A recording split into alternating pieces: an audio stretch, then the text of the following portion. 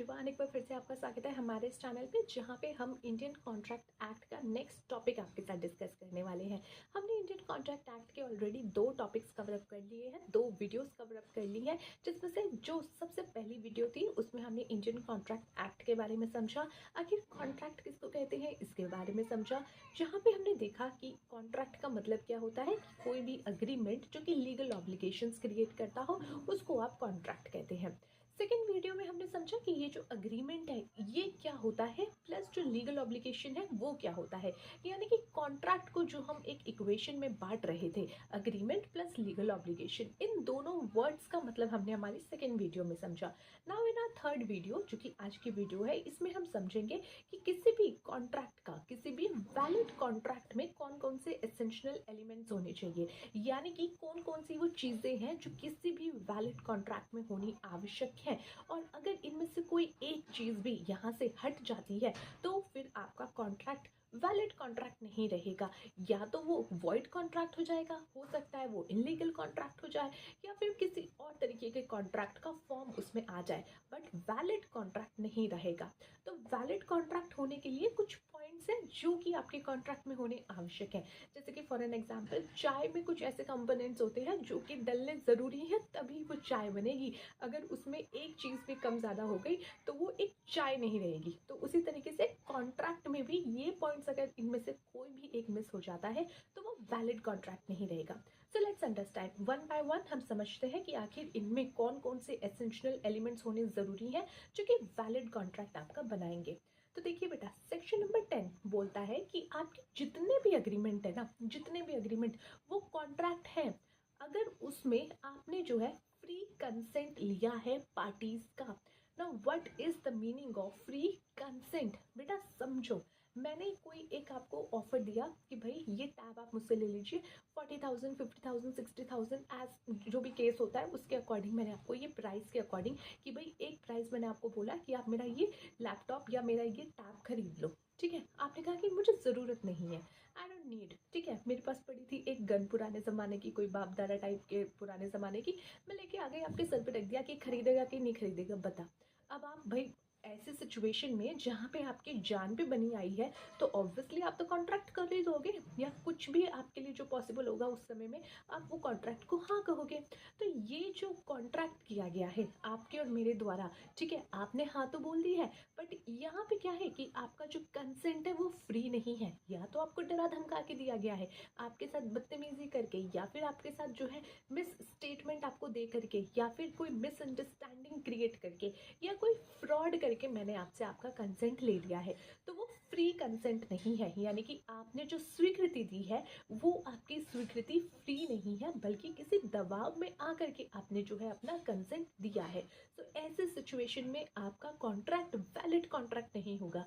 एक पल के लिए मान लो आपने जो है जो भी सिचुएशन थी उससे बचने के लिए आप उस समय पे कॉन्ट्रैक्ट के लिए हामी भर देते हो, बट इन फ्यूचर अगर आप ये चीज़ बता देते हो कि आपका कंसेंट फ्री नहीं था, तो उस सिचुएशन में वो कॉन्ट्रैक्ट वॉइड, यहाँ पे जो है वैलिड कॉन्ट्रैक्ट नहीं रहता, बल्कि वो वॉइडेबल हो जाता है।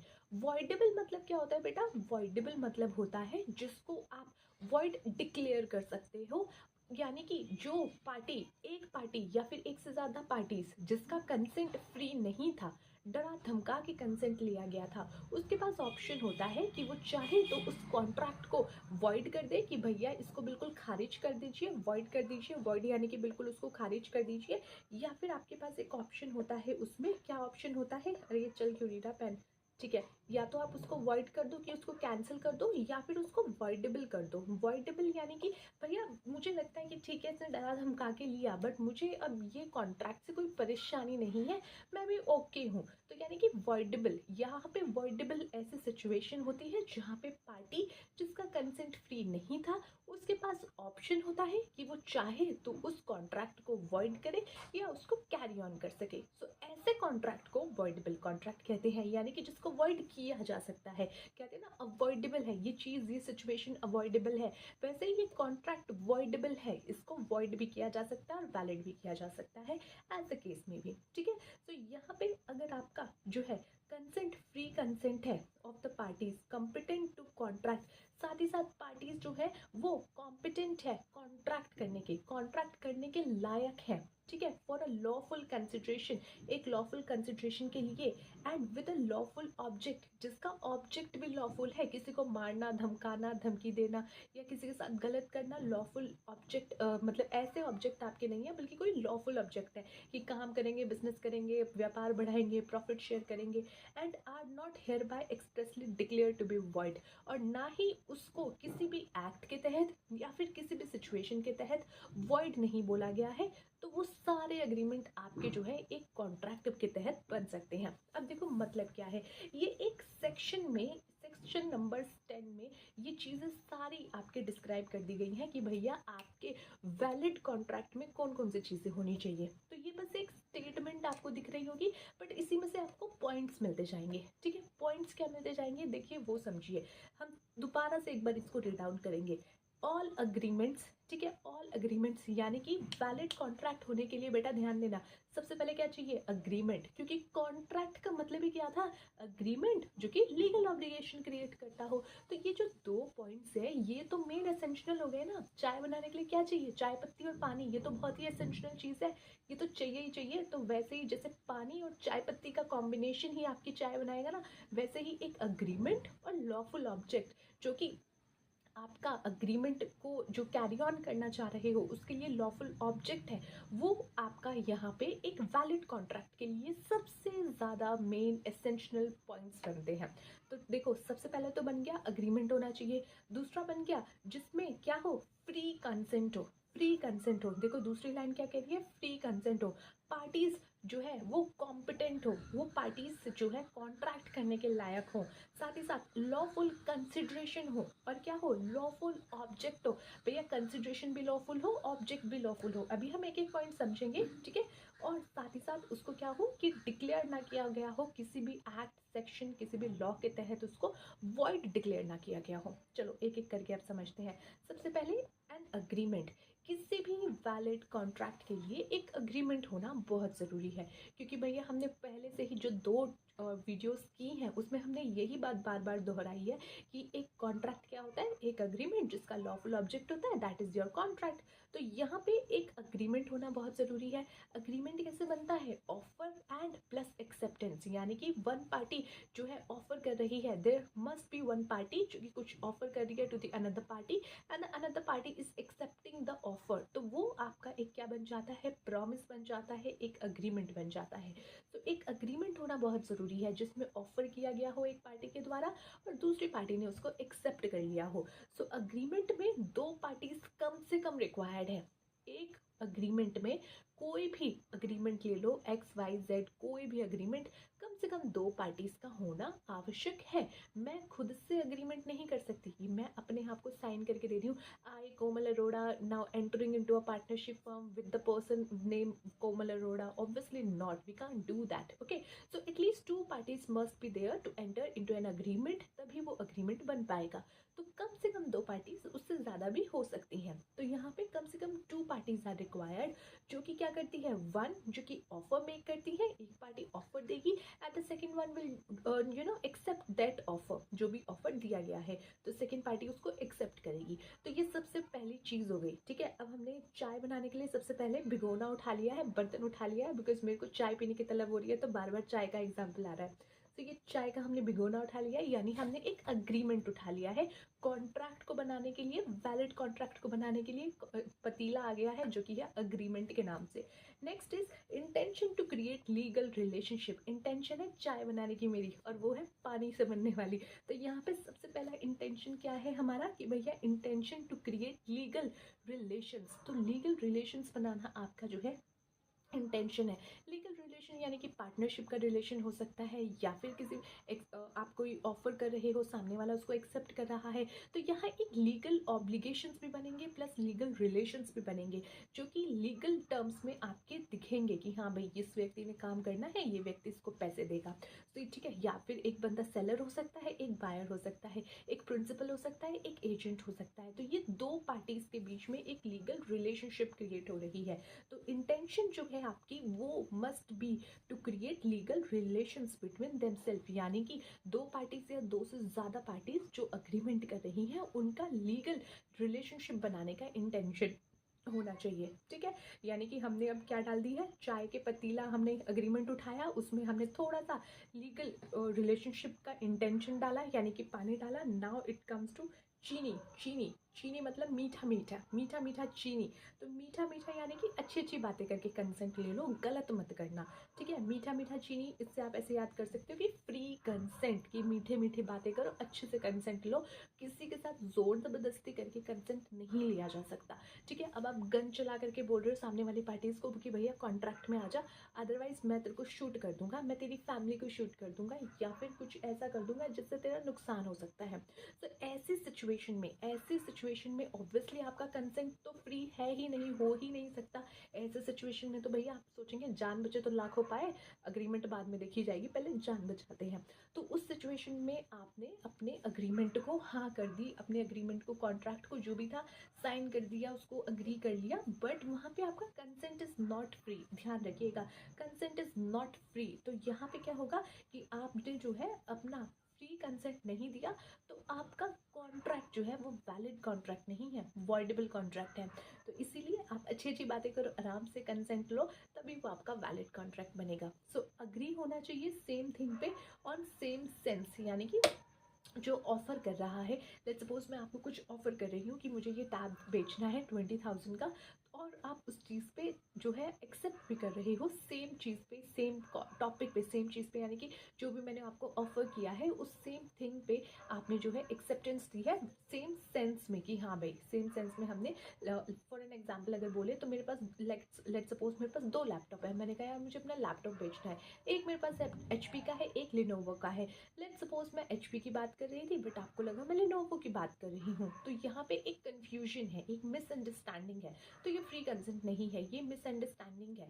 तो वहाँ पे आपको क्लियर होना चाहिए, सेम सेंस में आपका एक्सेप्टेंस होना चाहिए। ठीक है, तभी वो एक वैलिड एक्सेप्टेंस भी बनता है। आगे चल के हम एक्सेप्टेंस और ऑफर को भी डिटेल में पढ़ेंगे, क्योंकि इनमें भी बहुत से पॉइंट आपको समझने हैं। Consent must be free, not cost by coercion. Consent आपका फ्री होना चाहिए, कॉर्शन से जो है वो कॉस्ट नहीं होना चाहिए। कॉर्शन यानी कि डराना, धमकाना, धमकी देना, इस तरीके से नहीं। और अंडर इन्फ्लुएंस ना, what does this mean under influence? मान लीजिए आप जो है कहीं पे काम करते हैं, आपके सीनियर ने आपको कहा कि भाई उसके साथ कॉन्ट्रैक्ट साइन कर ले, अदरवाइज मैं तुझे जॉब से निकाल दूंगा। तो ये अंडर इन्फ्लुएंस, आप उसके इन्फ्लुएंस में आके काम कर रहे हो। तो ऐसा अगर आप करते हो, ऐसे सिचुएशन में अगर आप कंसेंट देते हो, तो वो भी कंसेंट जो है आपका फ्री कंसेंट नहीं है, क्योंकि आपने अंडर इन्फ्लुएंस आकर के किसी के वो कार्य किया है। अब अंडर इन्फ्लुएंस आप किसी के भी आ सकते हो, अपने सीनियर के, अपने बड़े बुजुर्गों के। तो उस सिचुएशन में आपका कंसेंट जो है फ्री नहीं है, और वो कॉन्ट्रैक्ट भी आपका वैलिड नहीं है। या फिर फ्रॉड नहीं होना चाहिए। अब सामने वाली पार्टी ने आपसे फ्रॉड किया, मैंने कहा ये सबसे बढ़िया एप्पल का जो है ये आईपैड है, ले ले इसको। आपने भी सोचा ठीक है, अब कवर हटाया तो पता चला कि इसमें तो भैया कोई और ही कंपनी है, कोई चीनी मीनी चाइना मीनी टाइप की कंपनी, आपको तो भैया फ्रॉड हो गया। तो ये क्या है, ये भी आपके लिए फिर गलत है, ये फ्री कंसेंट नहीं है। तो फ्रॉड करके अगर आपको डिटेल्स बताई गई हैं और आपने मान ली है, यानी कि या फिर आपने जो है एक्सेप्ट कर ली है, तो उस सिचुएशन में भी वो फ्री कंसेंट में नहीं आता। या मिस रिप्रेजेंटेशन या मिस्टेक, गलती हो गई भैया, अरे अम्मा हमसे, अरे मैया हमसे गलती हो गई, वो एक मीम चला था ना वैसे वाला। तो मिस्टेक हुई है, मिसअंडरस्टैंडिंग हुई है, तो उस सिचुएशन में भी आपका जो है फ्री कंसेंट नहीं है, और वो वैलिड कॉन्ट्रैक्ट नहीं है। नेक्स्ट आ जाओ बेटा, कॉन्ट्रैक्चुअल कैपेसिटी। कॉन्ट्रैक्चुअल कैपेसिटी, ठीक है, कैपेसिटी, अदरक ले लो, ठीक है, कुछ भी बना सकते हैं हम। सो अदरक ले लो, इसमें जिंजर, जिंजर, तो वो क्या है कि भैया इतनी ही कैपेसिटी रखो कि जितनी आराम से उसका टेस्ट ले सको। तो यहाँ पे कॉन्ट्रैक्चुअल कैपेसिटी का मतलब क्या है कि कुछ पार्टीज ऐसी होती हैं बेटा जिसकी कैपेसिटी होती है कॉन्ट्रैक्ट करने की, कुछ पार्टीज ऐसी हैं जिसको कहा गया है कि ये पार्टीज कॉन्ट्रैक्ट नहीं कर सकेंगी, ये कैपेसिटी इनकी है ही नहीं कि ये कॉन्ट्रैक्ट कर सके। जिसमें कौन कौन आता है? माइनर। आप 4 साल के बच्चे के साथ थोड़ी ना कॉन्ट्रैक्ट कर सकते हो, ऑब्वियसली उसको दिमाग थोड़ी है इतना कि उसको पता हो कॉन्ट्रैक्ट क्या होता है। कॉन्ट्रैक्ट का तो उसको मतलब ही नहीं पता। इवन हम 19-20 साल के आकर के तब हम समझ रहे हैं बीकॉम में, जब हमें एज एन सब्जेक्ट ये पढ़ना पड़ रहा है कि कॉन्ट्रैक्ट क्या होता है। तो माइनर के साथ आप कॉन्ट्रैक्ट नहीं कर सकते, ठीक है। दूसरा, अनसाउंड माइंड, जो पर्सन जिनका कुछ कारणवश जिनको सोचने समझने की शक्ति इतनी नहीं है, या वो इतने अच्छे से चीज़ों को नहीं समझ सकते जितने अच्छे से आप और हम समझ सक रहे हैं, तो उस सिचुएशन में उन पार्टीज़ को भी इस दायरे से बाहर रखा गया है कि आप उनके साथ कॉन्ट्रैक्ट नहीं कर सकते।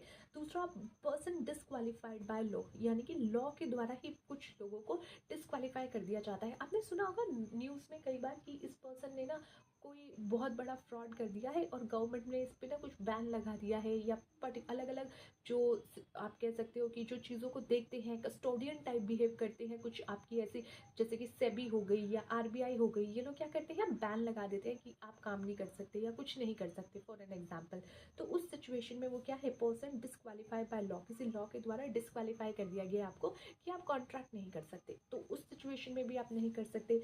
एलियन एनिमीज, एलियन एनिमीज क्या होता है? एलियन एनिमीज मतलब ये नहीं कि दूसरे ग्रह से आए हैं उनके साथ कॉन्ट्रैक्ट नहीं कर सकते, क्योंकि एलियन नाम सुन के तो वही याद आता है ना कि वो जादू टाइप्स वाला सिचुएशन, बट वो नहीं है। एलियन एनिमीज होता है बेटा ऐसी कंट्रीज के लोग जिसके साथ आपकी कंट्रीज का सिचुएशन ठीक नहीं है। मतलब क्या है, जैसे अगर आप रिसेंटली देखो, अभी हम 2025 में है जब मैं ये वीडियो रिकॉर्ड कर रही हूँ, ओके, और ये भी मार्च का टाइम चल रहा है, और रिसेंटली स्टिल अभी भी यूक्रेन और रूस का जो है वॉर चल रहा है। तो ये दोनों कंट्रीज जो है एनिमी कंट्रीज है। तो यहाँ पे रशिया की कोई कंपनी जो है यूक्रेन की किसी कंपनी के साथ बिजनेस नहीं कर रही होंगी, क्यों? क्योंकि वो एलियन एनिमीज है, ठीक है। एलियन एनिमीज, इनको भी जो है कॉन्ट्रैक्ट में एक तरीके से कहा गया है कि ये कॉन्ट्रैक्चुअल कैपेसिटी जो है यहाँ पे पार्टीज के साथ हम नहीं एंटर करेंगे, इनकी कैपेसिटी नहीं है, तो ये पार्टीज के साथ आप कॉन्ट्रैक्ट नहीं कर सकते। इनके अलावा आपकी कोई पार्टी है तो आप कर सकते हो, जिनको लीगली कॉम्पिटेंट हो आपकी अग्रीमेंट में एंटर करने से, ठीक है। I hope this you understood. Next आ जाओ लॉफुल कंसिडरेशन। भैया लॉफुल कंसिडरेशन होना चाहिए। कंसिडरेशन बेटा मैंने आपको एक वर्ड समझाया था, something in return, something in return, something in return. मतलब क्या है, आपने हमें कुछ दिया, हम आपको कुछ देंगे। आपने मुझे टैब दिया, मैं आपको पैसे दूंगी। मैंने आपको गाड़ी दी, आप मुझे पैसे देंगे। मैंने आपको बंगलो दिया, आप मुझे पैसे देंगे। मैं आपको क्लासेस दे रही हूँ, आप मुझे पैसे देंगे। तो ये क्या है, this is something in return, यानी कि दोनों पार्टीज को कुछ ना कुछ रिटर्न में तो मिल ही रहा है, ओके। अब वो रिटर्न में जो मिल रहा है ना वो लॉफुल होना चाहिए। अब मैं, आपने वो मूवी देखी है कि आपने कहा था ना ये लाश लाएगा मैं पैसे दूंगा, मैं पैसे लाया हूँ, मैं पैसे लाया हूँ, मैं लाश लाया हूँ, वो वाली सिचुएशन जो थी, मूवी का नाम मुझे याद नहीं आ रहा। तो वो सिचुएशन ना हो कि भैया मैं पैसे दे रहा हूँ तुम लाश दो। लाश देना is it a lawful consideration? Obviously not, ठीक है। कंसिडरेशन मिल रहा है, समथिंग इन रिटर्न उसको मिल रहा है, but is it a lawful consideration कि आ जाओ भैया अग्रीमेंट करते हैं, ये मामू हमें लाश देगा, हम इसको पैसे देंगे। So obviously this is not a lawful consideration, and आप इसको कोर्ट में ले जाके नहीं बोल सकते कि भैया जज साहब मैंने इसको पैसे दिए, ये मुझे लाश नहीं दे रहा। जज तुम्हें भी पीटेगा, उसको भी पीटेगा, दोनों को पकड़ के अंदर डाल देंगे। तो वो लॉफुल कंसिडरेशन होना चाहिए कि जो आपको समथिंग इन रिटर्न मिल रहा है वो लॉफुल हो, उसमें कुछ इलीगल चीज़ें ना हो या ऐसी चीज़ें ना हो जो लॉ के तहत उसमें मना की गई है या फिर इलीगल डिस्क्राइब की गई है। So agreement without consideration is void. Agreement बिना कंसिडरेशन के तो वॉइड है ही है।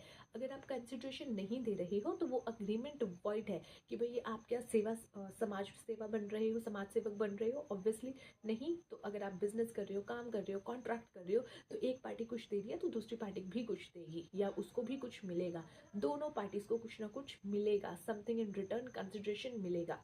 तो अगर एक पार्टी को कुछ नहीं मिल रहा है इट मीन्स ये कॉन्ट्रैक्ट गलत है, ये वॉइड है, ठीक है। और both the parties must give something and get something, तो कुछ ना कुछ मिलना भी चाहिए और कुछ ना कुछ दूसरी पार्टीज को भी मिलना चाहिए। अच्छा, लॉफुल कंसिडरेशन में एक और पॉइंट आप इंक्लूड कर सकते हैं बेटा। लॉफुल कंसिडरेशन का मतलब सिर्फ ये नहीं है कि इलीगल चीज़ नहीं होनी चाहिए, एक और चीज़ है एक और चीज़ क्या है कि लेट्स सपोज मैं आपको अपना टैब दे रही हूँ, इसकी वैल्यू है 20,000।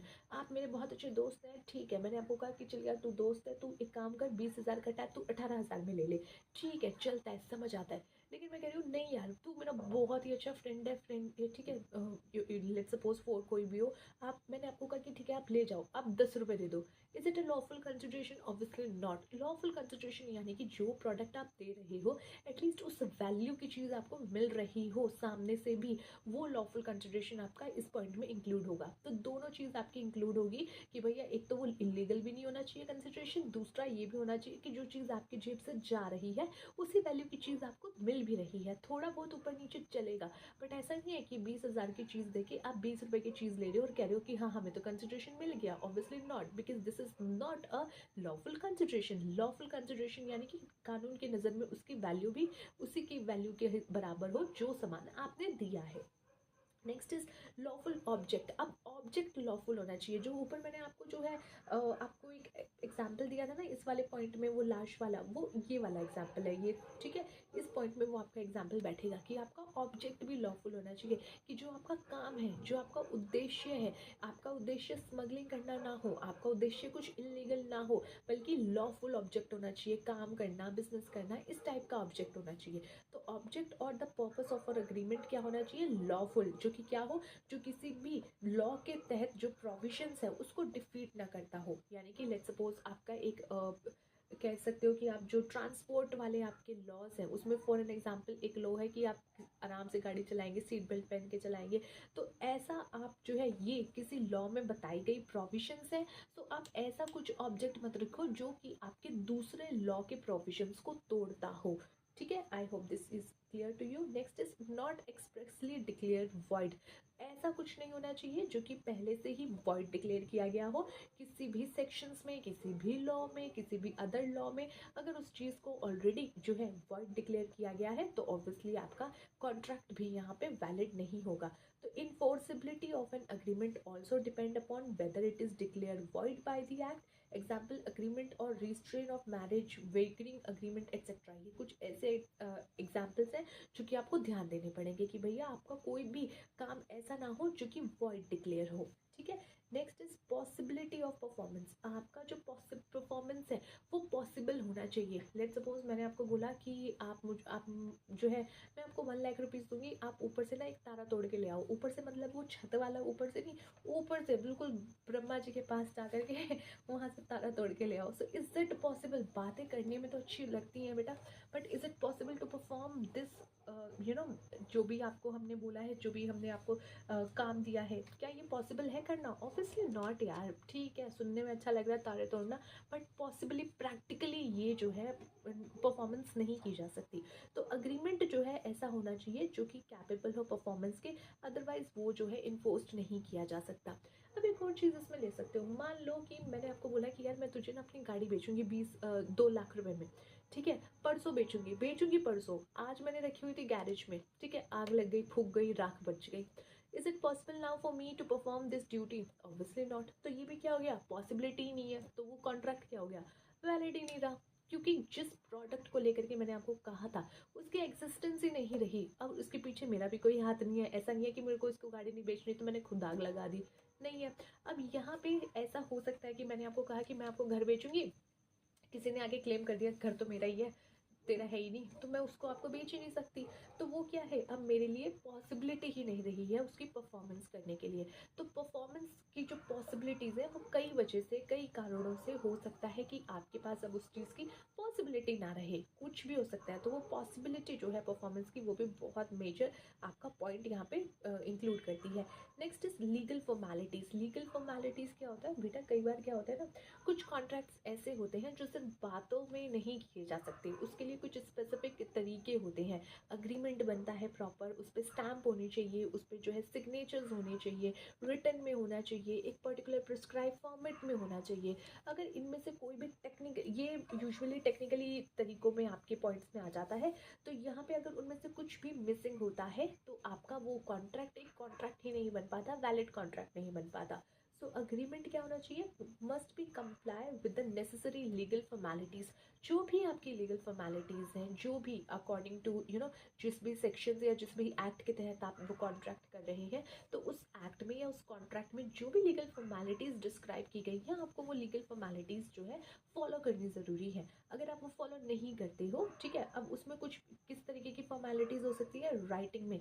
कई बार होता है कि आपको पर्टिकुलरली ज़रूरी है राइटिंग में एक कॉन्ट्रैक्ट होना, जैसे कि पार्टनरशिप डीड बनती है, तो आपकी पार्टनरशिप डीड आप बनाओ ना बनाओ वो ऑप्शनल होता है इन नॉर्मल पार्टनरशिप। वहीं एलएलपी में आ जाओ तो एलएलपी रजिस्टर्ड कराना तो कंपलसरी है, तो वैसे सिचुएशन में तो आपको पार्टनरशिप डीड बनानी ही पड़ेगी। तो ऐसे सिचुएशन जहाँ पे आपको पर्टिकुलरली डिस्क्राइब किया गया है कि भैया ये रिटन में होना चाहिए, इस पर स्टैम्प होना चाहिए, इसका रजिस्ट्रेशन होना चाहिए, स्टैंपिंग के साथ साथ अगर कोई और भी यहाँ पे चीज़ें रिक्वायर्ड हैं वो भी होनी चाहिए, तो आपको वो चीज़ फॉलो करनी पड़ेगी। अगर आपने नहीं किया, यानी कि लीगल फॉर्मेलिटीज़ ही आपने नहीं की, तो उस सिचुएशन में वो भी आपका कॉन्ट्रैक्ट वैलिड कॉन्ट्रैक्ट नहीं रहेगा। Okay, I hope guys this is clear to you. आज आपने समझ लिया एसेंशियल एलिमेंट्स क्या क्या होते हैं। अब नेक्स्ट वीडियो में ना बेटा हम इसको और ज़्यादा इलैबोरेट करेंगे, क्योंकि जब आप पढ़ोगे कॉन्ट्रैक्ट एक्ट तो आपको जो है ये आपका फ्री कंसेंट, इसका अपने आप में एक पूरा यूनिट, एक पूरा चैप्टर बन के आता है। कैपेसिटी टू कॉन्ट्रैक्ट का भी पूरा एक चैप्टर बन के आता है। तो ये सारी चीज़ें एक एक करके हम समझेंगे। आज की वीडियो के लिए इतना ही। Let's see you in the next video. Till then take care, bye.